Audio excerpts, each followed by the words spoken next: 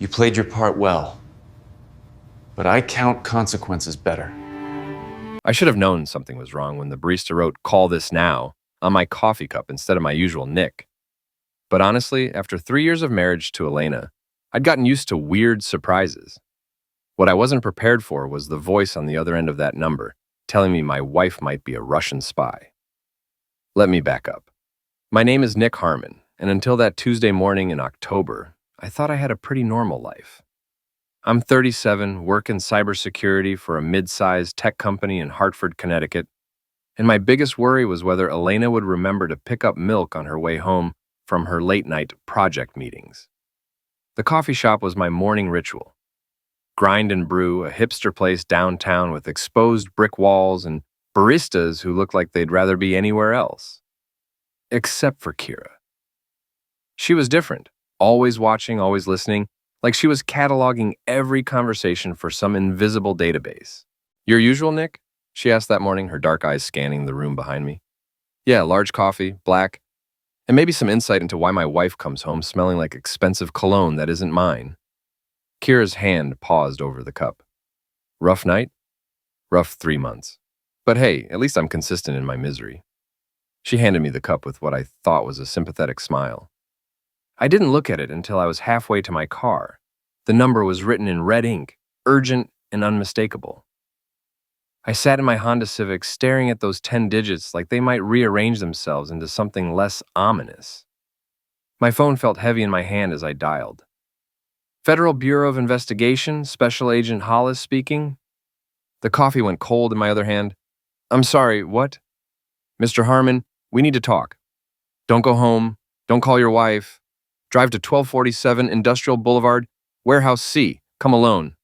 "Wait, hold on. How do you know my—" "30 minutes, Mr. Harmon. Your country needs you. More importantly, your marriage might depend on it." The line went dead. I sat there for a full minute, watching normal people walk by with their normal problems, wondering when my life had turned into a bad spy movie. Then I started the car and drove toward what I was pretty sure would be the end of everything I thought I knew. Warehouse C looked like every abandoned building in every thriller movie. Rusted metal siding, broken windows, and an overwhelming sense that bad things happened here regularly. Agent Hollis was waiting by a black SUV, looking exactly like Central Casting's idea of a federal agent. Tall, gray-haired, and wearing a suit that cost more than my monthly salary. "Mr. Harmon?" He extended a hand that could have crushed walnuts. "Thank you for coming." Did I have a choice? There's always a choice, but some choices have better outcomes than others. He gestured toward the warehouse. "Shall we?" Inside, the warehouse had been converted into a makeshift command center. Computer screens, surveillance equipment, and photographs covered several folding tables. And there, pinned to a corkboard like some kind of twisted art project, were pictures of Elena. Elena at her office. Elena meeting with a man I didn't recognize. Elena handling what looked like small electronic devices. Elena looking nothing like the woman who complained about my snoring and forgot to replace the toilet paper. "Your wife, Mr. Harmon, is involved in an operation to steal and transfer advanced drone technology to foreign interests, specifically Russian interests." I laughed. Actually laughed. "Elena? My Elena? The woman who can't figure out how to reset the Wi-Fi router? You think she's some kind of international spy?" "Not a spy, a facilitator. Someone who provides access, resources, and cover for the real operators." Hollis pointed to the unknown man in the photographs. "Maxim Antonov, also known as Max. He's the CTO at your wife's company, DroneWorks Industries. He's also a Russian intelligence asset." The room felt smaller suddenly. "You're serious. Deadly serious. They're planning to transfer proprietary military drone software within the next week. Software that could compromise national security if it falls into the wrong hands." I stared at the photos, trying to reconcile this Elena with the woman who cried during dog food commercials. "What do you want from me?" "We want you to plant this." Hollis held up what looked like an ordinary pen. "It's a tracking and disruption device. When they attempt the transfer, this will allow us to locate and stop them. And if I say no, then your wife and her boyfriend continue their operation, potentially putting American lives at risk. And you go home to a marriage that's already over, you just don't know it yet." The boyfriend part hit harder than the national security angle. Show me the rest. Hollis nodded to another agent, who handed me a tablet. The screen showed text messages between Elena and Max. My wife's words, but not the Elena I knew. Nick's working late again. Perfect timing. He's so clueless. Sometimes I feel bad for him. The transfer needs to happen this week. Nick's cybersecurity conference is in Denver. He'll be gone 3 days. Can't wait to celebrate afterwards, just you and me. I handed the tablet back before I could read more. What exactly does this pen do? It creates an invisible network disruption field. When they attempt to upload or transfer the stolen data, it will fail. We'll be monitoring their communications, and the moment they try to execute, we move in. And Elena? That depends on her level of cooperation when we arrest her. I looked around the warehouse, at the serious faces and expensive equipment, at the evidence of my wife's betrayal spread across multiple tables. 3 years of marriage, and I'd never suspected a thing. Either Elena was an incredible actress, or I was the most oblivious husband in Connecticut. How do I plant it? Agent Hollis smiled for the first time since I'd arrived. Very carefully, Mr. Harmon. Very carefully. Going home after learning your wife might be a foreign agent is like trying to act normal with a live grenade in your pocket. Every familiar thing, Elena's coffee mug in the sink, her shoes by the door, the photo of us from our honeymoon in Cancun, felt like evidence in a case I was only beginning to understand. Elena was in the kitchen when I walked in, stirring something that smelled like her grandmother's pasta sauce. She looked up with the same smile she'd been giving me for 3 years, and for a moment I wondered if the FBI had made a mistake. You're early, she said, reaching up to kiss my cheek. I thought you'd be at the coffee shop longer. Kira was busy today. Lot of customers. The pen felt heavy in my jacket pocket. Smells good. Trying a new recipe. How was work? Same old cybersecurity drama. Hackers trying to steal data. Companies trying to protect it. The eternal dance.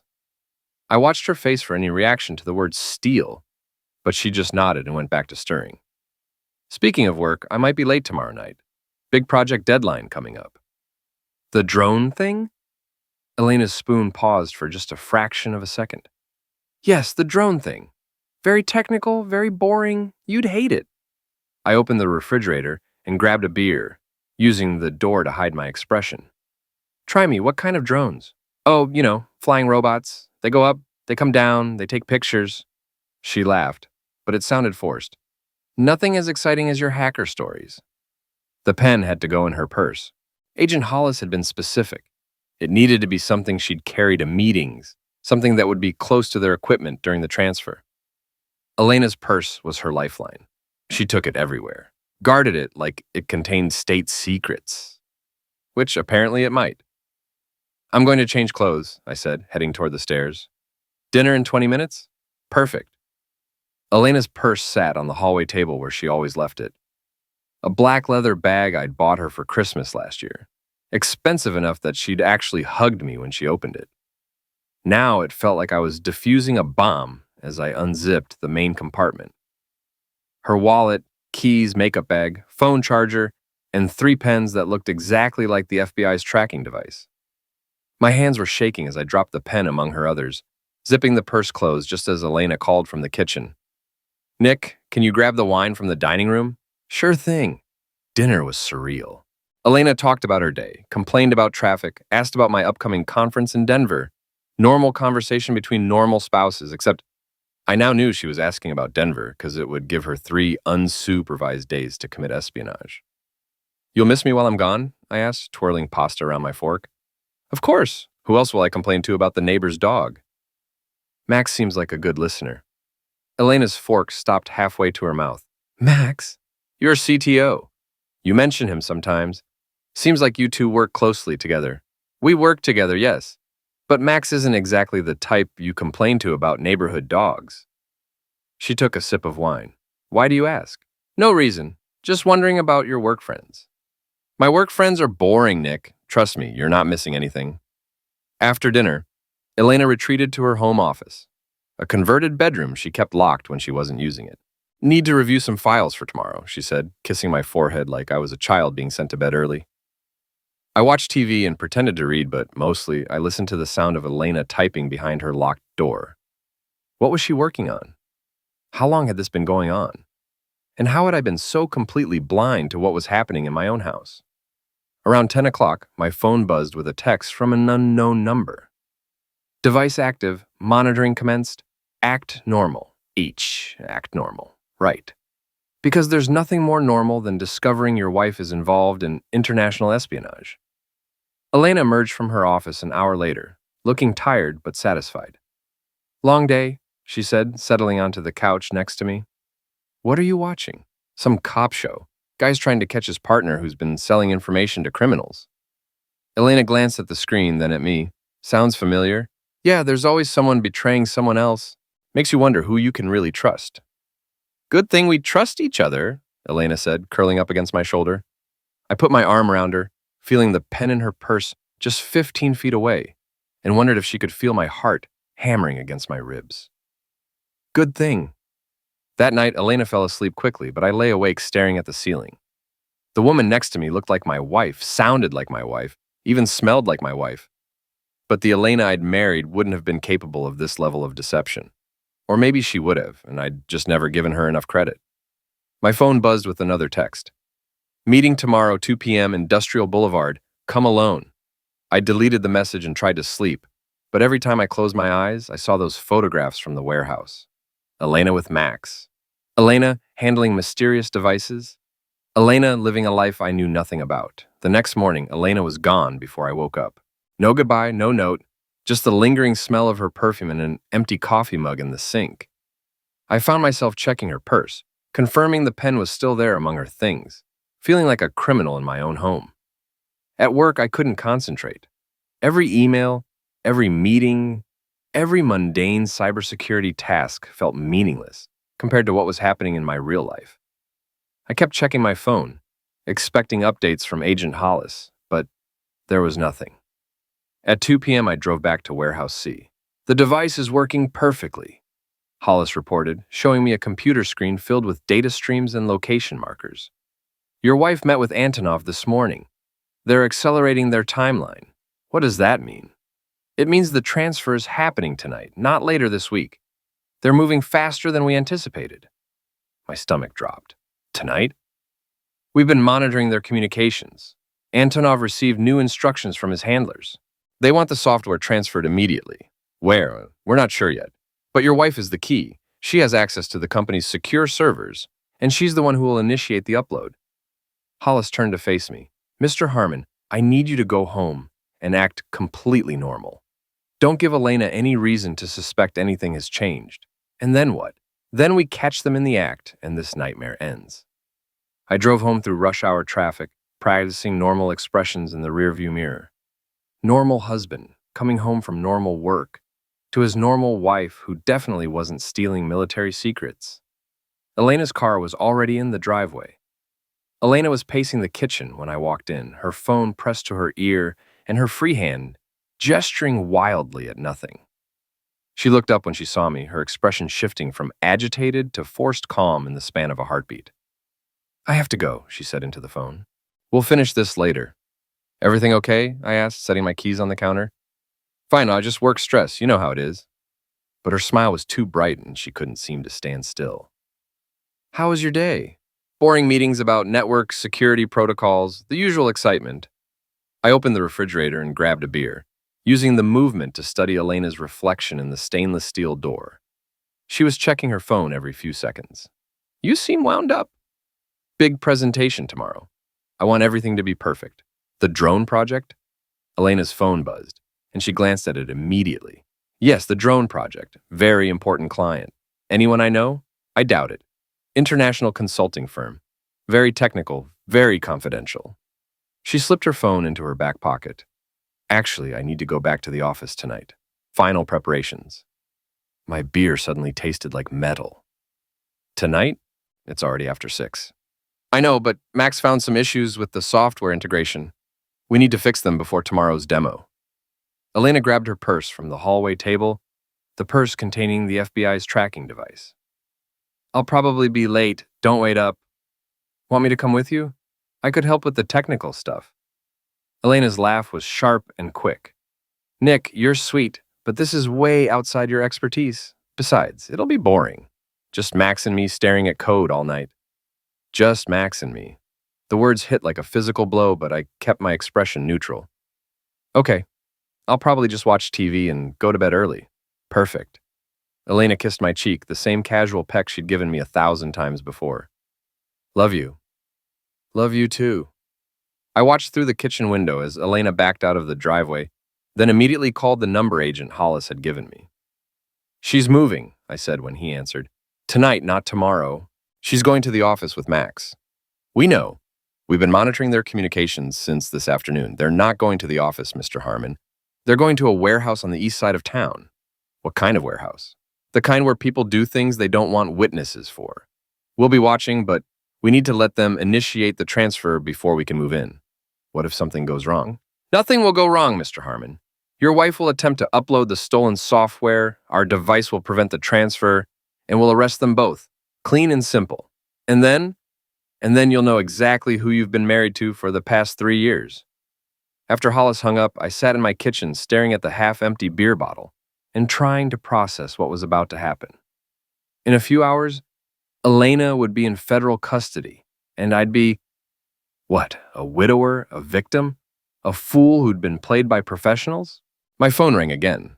This time it was Doug Harper, my old college roommate, and the closest thing I had to a best friend. Doug was a former cop turned private investigator, which mostly meant he followed cheating spouses and served subpoenas for a living. Nick, buddy, you sound terrible. What's wrong? Elena's having an affair. Crap. I'm sorry, man. You sure? Positive, and it gets worse. How much worse? I looked around my kitchen at the evidence of the life Elena and I had built together and made a decision. Meet me at Murphy's bar. I'll tell you everything. An hour later, Doug was staring at me across a beer-stained table like I'd told him I was an alien. Let me get this straight, he said, running a hand through his thinning hair. The FBI recruited you to spy on your wife because she's stealing military secrets with her Russian boyfriend? That's the summary, yes. And right now, while we're sitting here drinking beer, federal agents are preparing to arrest Elena and this Max guy. That's the plan. Doug finished his beer in one long gulp. Nick, this is either the craziest thing I've ever heard or you're having some kind of breakdown. I've got photos. I showed him the pictures Agent Hollis had given me. Elena and Max together. Elena handling the electronic devices. Elena looking nothing like the woman Doug had met at our wedding 3 years ago. Jesus, Doug whispered. How long has this been going on? I don't know. Months, maybe longer. The FBI wouldn't tell me everything. What are you going to do? I don't know that either. Wait for it to be over, I guess. Then figure out what's left of my life. Doug signaled the bartender for another round. You want to know what I think? Not really, but I'm sure you'll tell me anyway. I think you should be there. What? When they arrest her. I think you should see it happen. You need closure, Nick. You need to see who Elena really is, not just hear about it secondhand from some FBI agent. Hollis told me to stay away. Hollis doesn't have to live with the questions for the rest of his life. You do. Doug leaned forward. Look, I've got surveillance equipment in my car. We can park somewhere while with a view. Watch the whole thing go down. You don't have to get involved, but at least you'll know. The idea was insane. It was also exactly what I wanted to do. Where's this warehouse? Doug asked. 30 minutes later, we were parked on a hill overlooking the East Industrial District. Doug's telephoto camera lens focused on Warehouse 7. Elena's car was already there, along with a black Mercedes I didn't recognize. That's got to be the boyfriend's car, Doug said, adjusting the camera settings. Nice ride for a tech guy. Russian intelligence probably pays well. Through the camera's viewfinder, we could see lights moving around inside the warehouse. Elena and Max were setting up equipment, laptops, what looked like drone components, and several devices I didn't recognize. There, Doug said, handing me the camera. Look at your wife now. Elena was all business, moving with purpose and confidence I'd never seen before. She wasn't the slightly scattered, always late woman I'd married. This Elena knew exactly what she was doing. She looks different, I said. She looks like herself, probably for the first time since you've known her. At 9:40 p.m., everything went to heck. Elena was typing on a laptop when she suddenly stopped and looked around the warehouse like she'd heard something. Max was checking his phone, his expression growing more agitated by the second. Something's wrong, Doug said. Look at their body language. Elena was pointing at the laptop screen, clearly upset. Max was shaking his head, then pulling out his phone to make a call. Even from our distance, we could see they were arguing. The FBI device, and I realized, it's working. They can't complete the transfer, which means the cavalry should be arriving any minute. But the cavalry was already there. Black SUVs were moving into position around the warehouse, their headlights off and their occupants invisible behind tinted windows. "Here we go," Doug whispered, adjusting the camera focus. The FBI moved like a SWAT team in a movie, fast, coordinated, and overwhelming.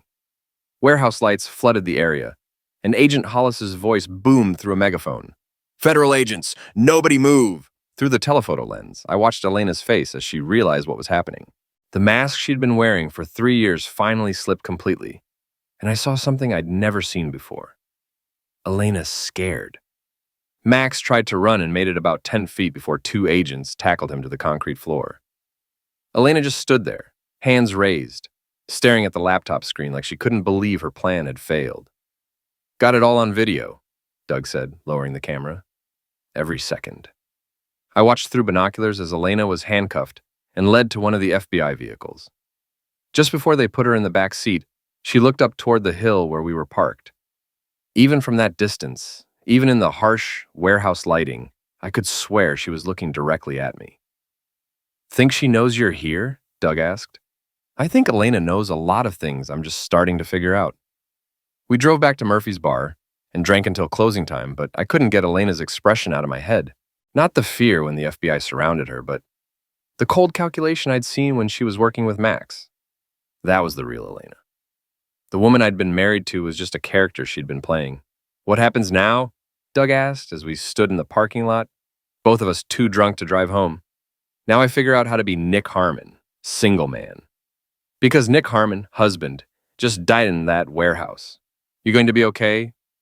I looked up at the stars, barely visible through the city's light pollution, and tried to imagine a future that didn't include Elena. Ask me again in 6 months. But even as I said it, I knew I wouldn't be okay. Not until Elena and Max paid for what they'd done, not until everyone who'd helped them, enabled them, or looked the other way, faced consequences. The FBI had caught them, but that was just the beginning. My revenge was going to be much more personal. The next morning, I woke up on Doug's couch with a hangover that felt like divine punishment and 17 missed calls from Agent Hollis. Elena was in federal custody, Max was cooperating with investigators, and I was officially the most naive husband in Connecticut. "Elena's asking to see you," Hollis said when I finally called him back. "She claims she can explain everything." "I'll bet she can." "Do you want to see her?" I thought about Elena's face in the warehouse, the cold professionalism I'd never seen before. "Not yet, maybe not ever. Understood. We'll need you to come in later this week for a full debrief, but for now, you're free to go home and try to process this." Home.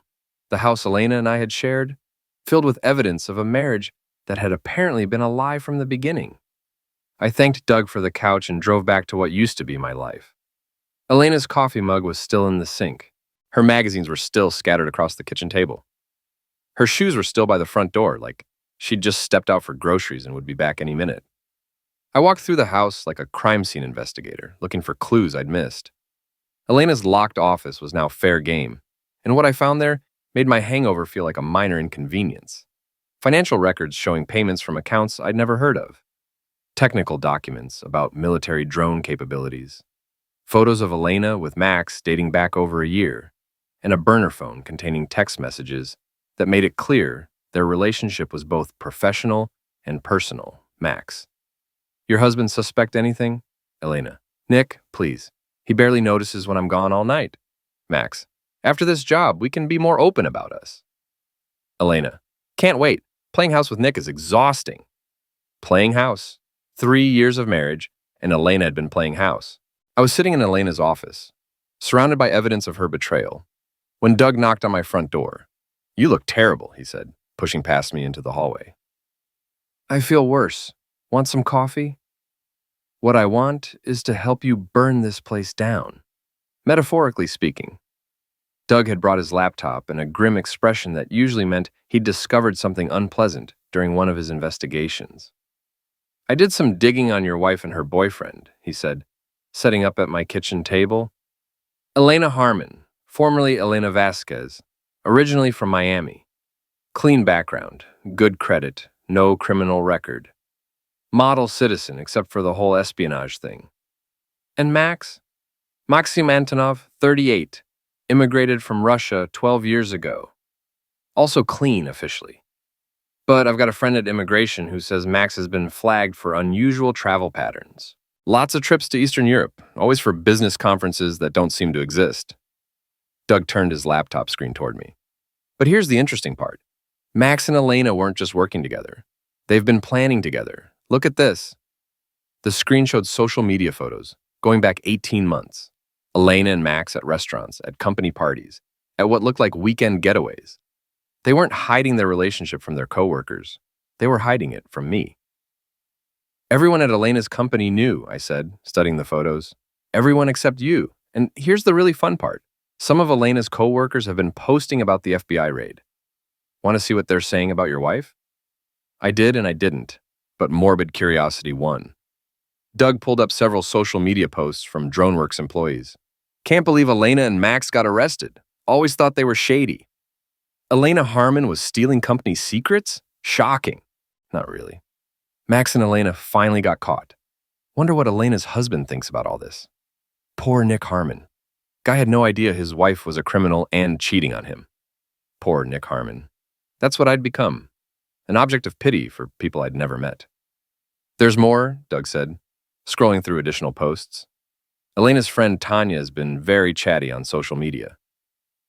Tanya Rodriguez was Elena's closest friend from work, a gossipy woman who'd always made me uncomfortable during company parties. According to her recent posts, she'd known about Elena and Max's affair for months and thought it was romantic that they were following their hearts. She knew, I said, reading Tanya's posts. Elena's best friend knew she was cheating on me and she thought it was romantic. Gets better. Look at this post from yesterday. Tanya had posted a long, rambling defense of Elena, claiming she was probably innocent and had been manipulated by Max.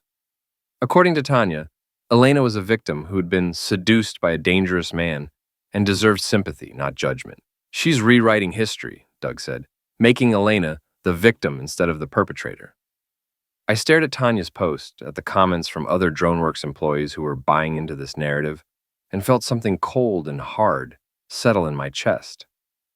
They're all going to get away with it, I said. What do you mean? Elena and Max will go to prison, but everyone else? Tanya, who knew about the affair and said nothing? Elena's coworkers, who watched her steal company secrets and looked the other way? They'll just go back to their lives like nothing happened. Doug closed his laptop. What are you thinking, Nick? I'm thinking the FBI caught the criminals, but they didn't catch the enablers. And I'm thinking someone should. Someone like you? Someone exactly like me. Over the next week, while Elena sat in federal custody and Max cooperated with investigators, I began my own investigation. Not into espionage or national security, but into the network of people who'd made Elena's betrayal possible. Tanya Rodriguez was first on my list. Using skills I'd developed in cybersecurity, I started mapping Tanya's digital footprint. Social media accounts, online shopping habits, email patterns, everything that painted a picture of who she really was. What I found was a woman who thrived on drama and gossip, who'd known about Elena's affair from the beginning and had actively encouraged it. Text messages Elena had saved on her burner phone showed Tanya giving advice on how to hide the relationship from me. Tanya, just tell Nick you're working late. He never checks up on you anyway. Elena, I feel guilty sometimes. Tanya, don't. You deserve to be happy. Nick's boring. Tanya, Max is so much more exciting than your husband. You should follow your heart. Follow your heart. Right into federal prison. But Tanya's social media posts were still painting Elena as a victim, and people were believing it. Elena's other friends and coworkers were sharing Tanya's posts, adding their own comments about how Elena had been manipulated and deserved better. They were rewriting the story, making Elena the victim and me the boring husband who'd somehow driven his wife into the arms of a Russian spy. That's when I decided boring Nick Harmon was going to become someone much more interesting. I started with Tanya's social media accounts. Nothing illegal, nothing that would get me in trouble with the FBI, just some creative information sharing. Screenshots of her old posts encouraging Elena's affair, along with Elena's text messages thanking Tanya for her advice on how to deceive me. I created anonymous accounts and began posting these screenshots as comments on Tanya's victim narrative posts. Within hours, the narrative began to change. Instead of sympathy for Elena, people were asking why Tanya had encouraged a married woman to have an affair. Wait, Tanya knew Elena was cheating and encouraged it? So much for friendship. Tanya helped Elena lie to her husband. Elena's not a victim if she was planning this for months. Tanya's post defending Elena disappeared by the end of the day. Next, I turned my attention to DroneWorks Industries and the coworkers who'd known what Elena and Max were doing but had never reported it. The company was already under federal investigation, but their employees were largely treating the whole thing as entertainment. I had access to Elena's work computer. She'd given me her passwords months ago when she needed me to check her email while she was sick. What I found there was a trail of suspicious activity that multiple coworkers had witnessed but ignored. Unusual file transfers, after-hours access to secure systems, meetings with Max that weren't on any official calendar. Elena hadn't been particularly careful because she hadn't needed to be. Her coworkers had seen the red flags and chosen to look the other way. I compiled everything into a detailed report and sent it anonymously to DroneWorks Board of Directors, their insurance company, and several cybersecurity trade publications. If Elena's coworkers wanted to treat espionage like workplace gossip, they could explain their negligence to federal investigators and industry reporters. By the end of the week, 3 DroneWorks employees had been suspended pending investigation, and the company's stock price had dropped 15%. But I wasn't done. Elena and Max had hurt me personally, but they'd also damaged national security. The people who'd enabled them, who'd known what was happening and done nothing, deserved consequences too. I was just getting started. 2 weeks after Elena's arrest, Agent Hollis called with news I'd been expecting and dreading in equal measure. Elena wants to make a deal, he said. She's willing to provide information about other potential security breaches in exchange for a reduced sentence. What kind of information? Names of other DroneWorks employees who might have been involved, details about Max's contacts in Russia, financial records showing how the operation was funded. Hollis paused. She's also asking to see you. Still not interested. Mr. Harmon, I understand your anger, but Elena might have information that could prevent future attacks on American interests. If seeing you would encourage her to cooperate fully, then you'll have to find another way to encourage her. I'm done being Elena's useful idiot. But I wasn't done with Elena. I was just getting started. Over the past 2 weeks, my campaign against Elena's enablers had been more successful than I'd hoped. Tanya Rodriguez had been fired from DroneWorks after HR discovered she'd known about Elena's inappropriate relationship with Max and failed to report it. 3 other employees were under investigation for security violations. The company was hemorrhaging talent and reputation. Doug had been helping with surveillance and information gathering, treating the whole thing like the world's most satisfying private investigation case. You've destroyed Elena's entire social and professional network, he said, reviewing our progress over beer at Murphy's Bar. Everyone who helped her, enabled her, or looked the other way is facing consequences. Good, they earned it. What about Elena herself? The FBI thing is justice, but it's not personal. It's not revenge. Doug was right. Elena would go to prison, but that was the government's revenge, not mine.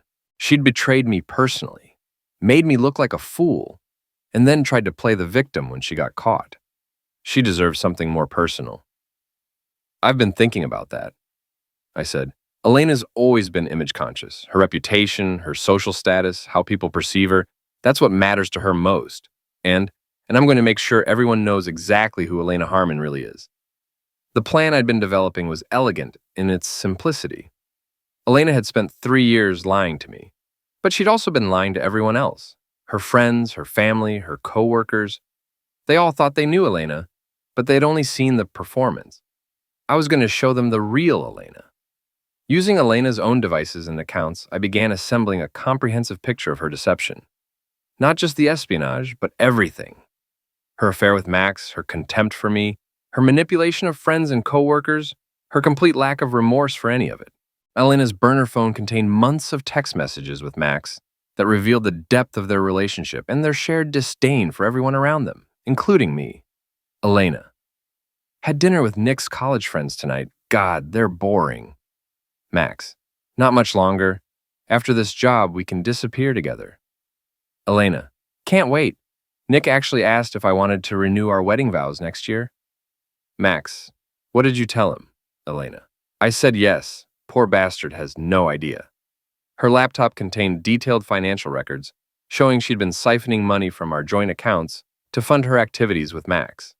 Expensive dinners, hotel rooms, gifts, all paid for with money I'd earned while she was planning to betray our country.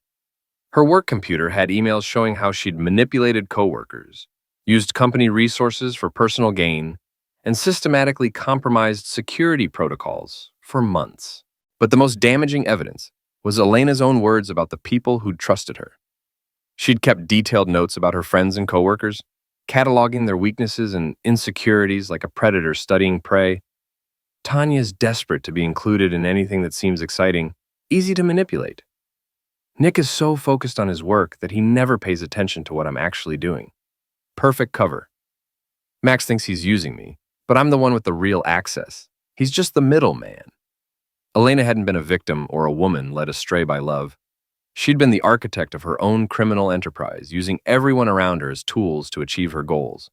I compiled everything into a comprehensive digital portfolio: text messages, emails, financial records, photos, and Elena's own notes about the people she'd deceived. Then I began sharing it. Not publicly, not in a way that would compromise the FBI's case, but directly with the people Elena had betrayed. Her family in Miami, who'd thought she was happily married and working in legitimate tech. Her college friends, who'd admired her successful career and marriage. Her former coworkers, who were still defending her on social media. I sent each person a customized package of information, showing them exactly how Elena had viewed and used them.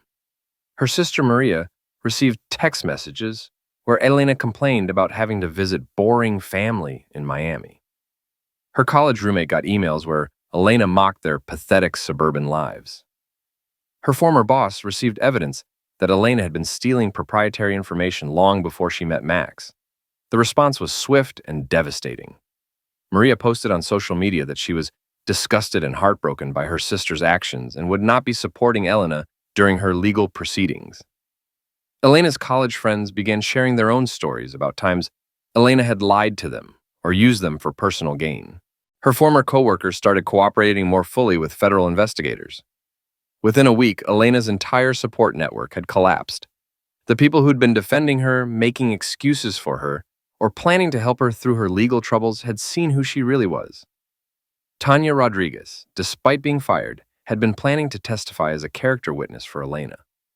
After seeing Elena's notes describing her as desperate and easy to manipulate, Tanya withdrew her support and began cooperating with federal investigators instead. Elena's parents, who'd been hiring lawyers and preparing to mortgage their house to pay for her defense, cut off all contact after learning she'd been stealing from me and mocking them behind their backs. By the time Elena's case went to trial, she was completely alone. No character witnesses, no family support, no friends willing to vouch for her integrity. Just Elena, her court-appointed attorney, and a mountain of evidence showing she was exactly as guilty as the government claimed. Doug and I watched the trial from the gallery, seeing Elena in an orange jumpsuit for the first time since her arrest. She looked smaller somehow, diminished without her network of enablers and admirers. When the judge asked if she had anything to say before sentencing, Elena stood and looked directly at me. "I'm sorry, Nick," she said, her voice barely audible. "I'm sorry for everything." I stared back at her, feeling nothing. No anger, no sadness, no satisfaction. Just emptiness where 3 years of marriage used to be. "I know," I said loud enough for her to hear. "But sorry doesn't fix anything." Elena received 12 years in federal prison. Max got 8 years in exchange for his cooperation. The judge recommended they serve their sentences in different facilities. As Elena was led away in shackles, she looked back at me one more time. I don't know what she was hoping to see: forgiveness, regret, some sign that part of me still cared about her. What she saw was Nick Harmon, cybersecurity expert, walking out of the courtroom and into a life that no longer included her. 6 months after Elena's sentencing, I was back at Grind and Brew, ordering my usual large coffee, black, from Kira. The same barista who'd started this whole mess by writing a phone number on my cup. "Your usual, Nick?" she asked, but there was something different in her voice. Less mysterious, more genuine. Yeah, but this time just write my name on the cup. I've had enough surprises for one lifetime. Kira smiled, a real smile, not the calculated expression I remembered from before. Fair enough. How are you doing? Really doing? Better. Different, but better. It was true. The past 6 months had been a process of rebuilding my life from scratch, figuring out who Nick Harmon was when he wasn't being deceived by his wife. I'd sold the house Elena and I had shared, bought a smaller place closer to downtown, changed jobs, moving to a cybersecurity firm that appreciated my newfound expertise in detecting insider threats. Doug had helped with the transition, both practically and emotionally. You're like a completely different person, he'd told me the week before. More confident, more aware. Elena did you a favor by showing you who she really was. Some favor. I'm serious. You were sleepwalking through your life before this happened. Now you're awake. He was right. The Nick Harmon who'd been married to Elena had been passive, trusting to a fault, content to let other people make decisions about his life. The Nick Harmon sitting in grind and brew 6 months later was someone else entirely. I'd learned to trust my instincts, to ask hard questions, to verify instead of simply believing.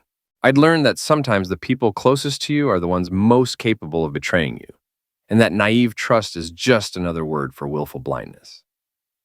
Most importantly, I'd learned that revenge, when properly executed, isn't about violence or dramatic confrontations. It's about consequences. It's about making sure people face the results of their choices. Elena was serving 12 years in federal prison, but that wasn't my revenge. That was justice.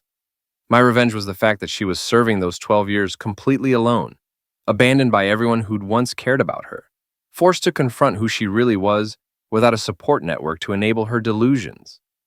Tanya Rodriguez had been blacklisted from the tech industry after her role in enabling Elena's crimes became public knowledge. She was working retail now, her dreams of climbing the corporate ladder destroyed by her own poor judgment. The DroneWorks employees who'd ignored security violations were facing their own consequences. Some had been fired, others demoted, all of them now known in their industry as people who couldn't be trusted with sensitive information. Max Antonov was serving his 8 years in a federal facility in Arizona, far from the comfortable life he'd built in Connecticut. According to news reports, he'd been attacked twice by other inmates who didn't appreciate foreign spies. But the most satisfying consequence was the simplest one. Everyone now knew the truth about Elena Harmon. Not the victim narrative Tanya had tried to create, not the tragic love story some people had imagined, but the truth. Elena was a criminal who'd betrayed her country, her husband, and everyone who'd trusted her, all for money and the excitement of living a double life. Nick, I looked up from my coffee to see a woman I didn't recognize standing next to my table. Mid-30s, professional dress, nervous smile. I'm sorry to bother you, but are you Nick Harmon, Elena's ex-husband? My stomach tightened.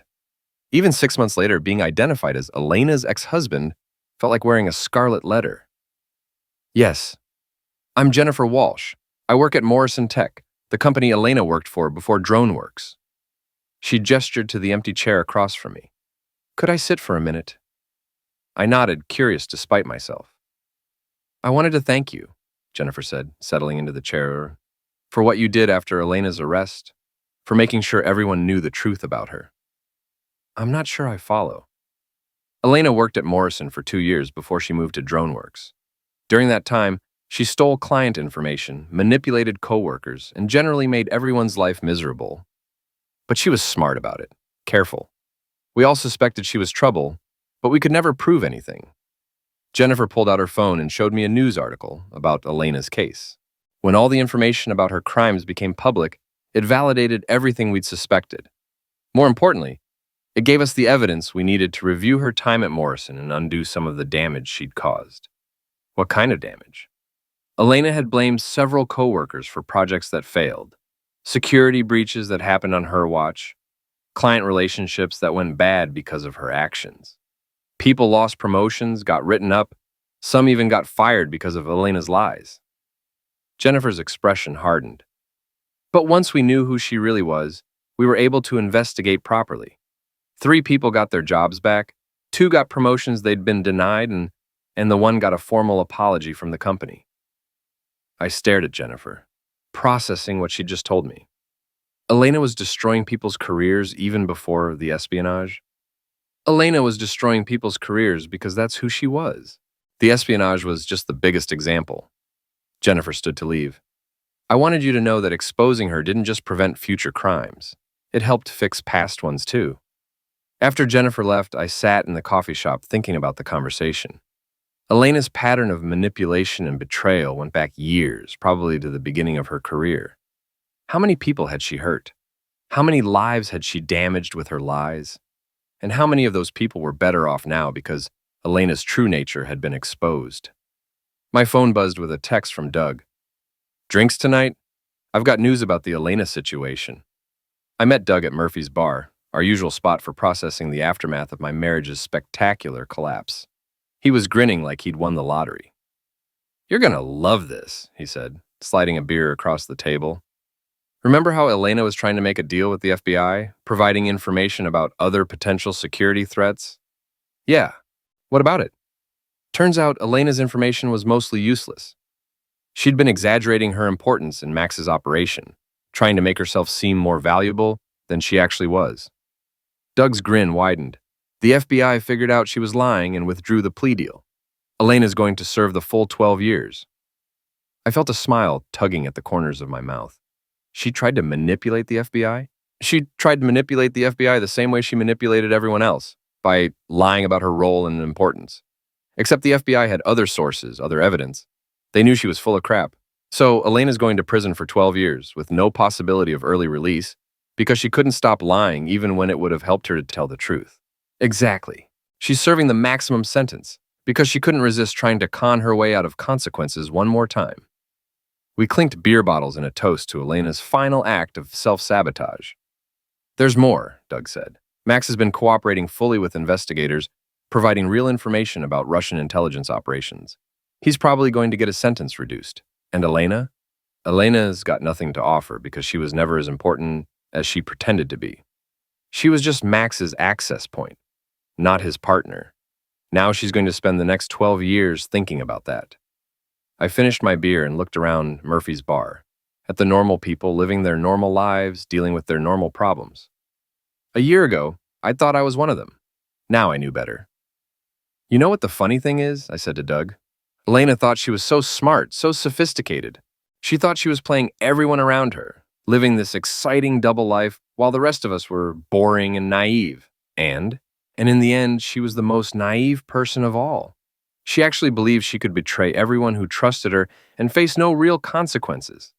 She thought she could lie her way out of anything, manipulate anyone, use people indefinitely without them ever fighting back. Doug raised his beer bottle. To Elena Harmon, who learned too late that actions have consequences. To Elena Harmon, I agreed, who discovered that the boring husband she'd been deceiving for 3 years was a lot more dangerous than she thought. We finished our drinks and walked out into the Hartford night. The city looked different to me now, sharper, more real, less forgiving. I'd learned to see it the way it actually was, not the way I'd wanted it to be. 6 months ago, I'd been Nick Harmon, the naive husband who trusted too easily and paid attention too little. Tonight, I was Nick Harmon, the man who'd systematically destroyed the life of someone who'd betrayed him, using nothing but truth and consequences.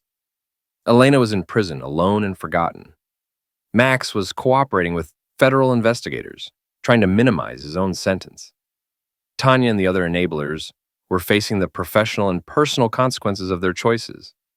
And I was free from Elena's lies, free from other people's expectations, free to build a life based on reality instead of comfortable illusions. As I drove home to my new house and my new life, I thought about Elena sitting in her prison cell, probably still believing she was the victim in this story, still believing she'd been wronged, manipulated, treated unfairly by a system that didn't understand her complexity. She'd have 12 years to figure out the truth, that she'd destroyed her own life through her own choices, and that the boring husband she'd underestimated had simply made sure she faced the consequences. The last laugh, as it turned out, belonged to me.